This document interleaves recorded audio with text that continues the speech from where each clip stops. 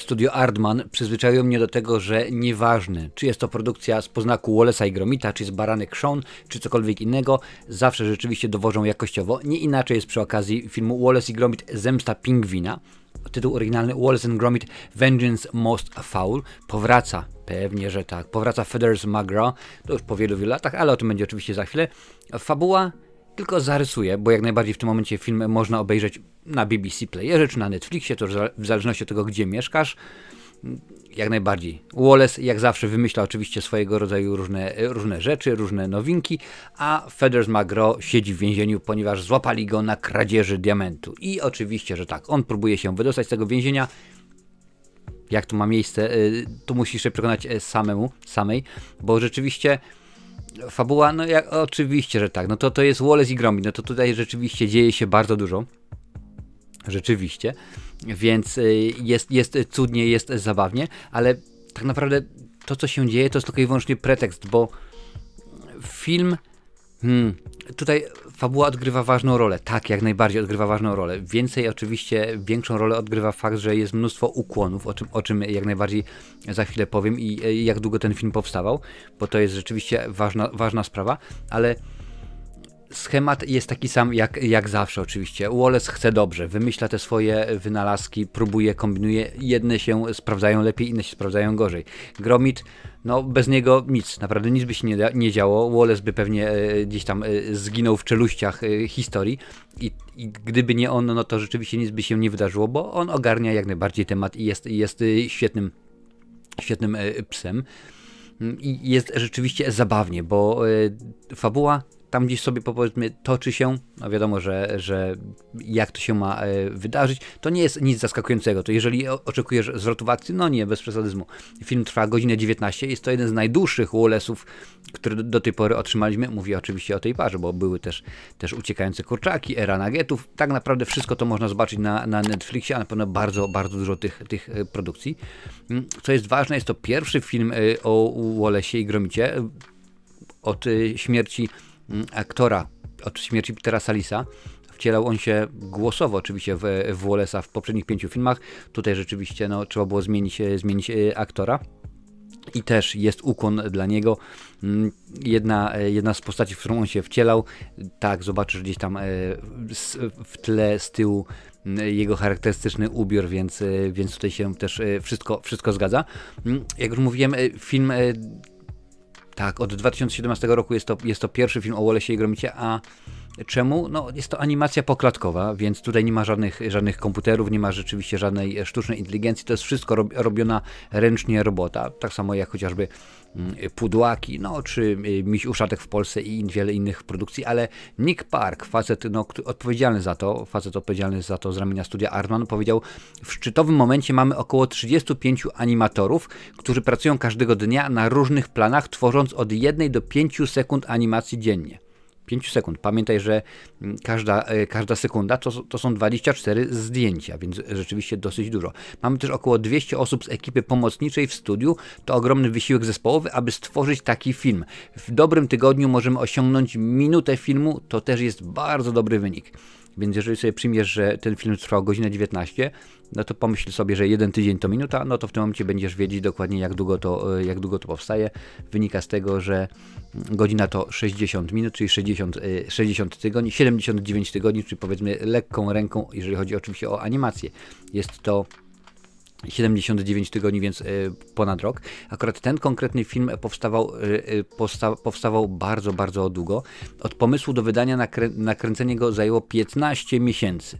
Więc rzeczywiście jest to dosyć poważne przedsięwzięcie, ale to sprawia, że czujesz, wiesz, że rzeczywiście te wszystkie rzeczy, które tutaj mają miejsce, no one sprawiają, iż orientujesz się, że jest to rzeczywiście dobrze zrobione, że jest tutaj pomysł. Tutaj nie ma tak, że nakręcimy taką scenę i potem może ona nie zadziała. No jeżeli masz powiedzmy 3-minutową, 4-minutową scenę, którą chcesz nakręcić, no potem nie zadziała, no to zastanawiasz się, kręciliśmy 4 minuty, to jest miesiąc pracy, a to teraz trzeba wyrzucić. No nie, tak, tutaj akurat rzeczywiście tak to nie jest. To musi być rzeczywiście zrobione dobrze, fajnie i sensownie. Postacie, no pewnie, że tak, są cudowne. Wallace i Gromit, no dają radę. Humor jest potężny, humor rzeczywiście jest świetny. Pojawia się nowy dodatek, czyli Norbot. No nowy wynalazek Wallace'a, który ma zrewolucjonizować nasze życie, ma nam pomóc. Ale jak to często bywa, sztuczna inteligencja, no bo o to tutaj oczywiście chodzi, niekoniecznie na 100% daje rady. No i jeżeli pomyślisz, ale to jest interesujący komentarz społeczny, oczywiście, że tak, bo to nie tylko ma być bajka, ale to jest akurat film, który na wielu poziomach skutkuje. Pamiętam, jak oglądaliśmy z moim synem właśnie Uciekające kurczaki 2 Era Nuggetsów, no to też to jest jak najbardziej 2 poziomy, on tam coś dla siebie weźmie, ja również.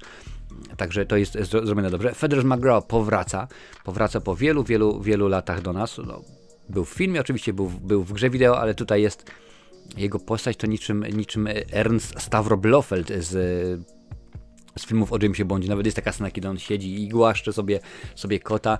Od razu w tym momencie przypomniał mi się właśnie Stavro Blofeld, który tam w filmie o Bondzie pojawiał się, ale nie jest to jedyne nawiązanie. Jak mówiłem już wcześniej, było nawiązanie do jednego z aktorów, który podkładał głos pod Wallace'a, ale też do innych produkcji. Nie tylko ze studia Aardman, ale też z całego świata filmowego. Co pasowało, to się wrzucało, aczkolwiek na tablicy ogłoszeń w komisariacie policji wśród różnych listów gończych można zobaczyć prośbę o informację dotyczącą pani Tweedy. A pani Tweedy jest to antagonistka z filmów Aardmana, czyli Uciekające kurczaki, a także Uciekające kurczaki Świt Nuggetsów, więc widzisz, że oczko jest puszczone. Feather McGraw w swojej celi ma plakat zasłaniający otwór, przez który on, że tak powiem, próbuje się wydostać. I jeżeli masz jakieś skojarzenia z filmem Skazani na Shawshank z Timem Robinsem i Morganem Freemanem, to masz bardzo oczywiście dobre skojarzenia, gdyż no o to jak najbardziej głównie chodziło. Więc bawią się tutaj twórcy świetnie, naprawdę świetnie. Na jednym z monitorów pojawiają się zielone literki, więc już my oczywiście wiemy, że to jest Matrix, bo jak najbardziej tak to jest. Pojawia się również Farmer z Mossy Bottom Farm. Jest to oczywiście z bajki Baranek Sean, więc jak widzisz, jeżeli chcesz to obejrzeć w ten sposób i cieszyć się tymi smaczkami, to ich jest tutaj całe mnóstwo, rzeczywiście. Co jest ważne, to film to jest naprawdę rozrywka dla całej rodziny, wiesz, to nie ma tylko, to jest bajka, kolejna bajka, to ja nie chcę oglądać, nie, obejrzyj rzeczywiście, bo ona działa jako bajka dla dzieci, jako rzeczywiście ciekawa historyjka, że proszę bardzo, jako komentarz społeczny, no bo wiadomo, sztuczna inteligencja, teraz bardzo poważna rozgrywka jest, czy możemy zrobić tak, a nie inaczej, tym bardziej, że nie tak dawno był strajk aktorów, w którym to postulaty odnośnie sztucznej inteligencji zajmowały odgrały dużą rolę. Zresztą teraz możesz włączyć telewizję i już są reklamy robione i tworzone tylko i wyłącznie przez sztuczną inteligencję, więc rzeczywiście to się wszystko zmienia. A panowie ze studia Aardmana, Merlin Crossingham i Nick Park, oczywiście oni odpowiedzialni byli za reżyserię, stwierdzili, no to my jak najbardziej też dodamy swoją nomen omen cegiełkę w tymże filmie i jest to produkcja jak najbardziej dla wszystkich, wiesz, to nie ma tego, że ty możesz obejrzeć, a już twoje dzieciaki nie, albo vice versa, jak mawiał Nikoś Dyzma. Nie, spokojnie, można obejrzeć, także ja ten film bardzo dobrze wspominam i ten film bardzo polecam. Świetne rozpoczęcie roku 2025. Jak już mówiłem, film jest dostępny już w tym momencie na BBC Playerze. Bodajże od 3 stycznia jest dostępny albo będzie dostępny na Netflixie, więc możesz obejrzeć. Niestety nie mam pojęcia, czy jest on z polskim dubbingiem, czy tylko i wyłącznie z napisami, bądź z lektorem, bo ja mieszkam w Irlandii, więc akurat trudno darmo, żeby tutaj była wersja polskojęzyczna, anglojęzyczna, chociaż tak naprawdę akurat jest takiego typu produkcja, że nawet bez znajomości języka zrozumiemy i ogarniemy co gdzie, jak i kiedy, bo oczywiście, że tak to musi być. Wallace i Gromit jak najbardziej polecam. Zemsta Pingwina, spokojnie, nie ma nic wspólnego z produkcją od Batmana, to jest akurat całkiem coś innego, a tutaj rzeczywiście bawić się można dobrze, a więcej produkcji od Netflixa, oczywiście, że tak, na tej liście jest ich całe mnóstwo, obejrzyj, bo warto.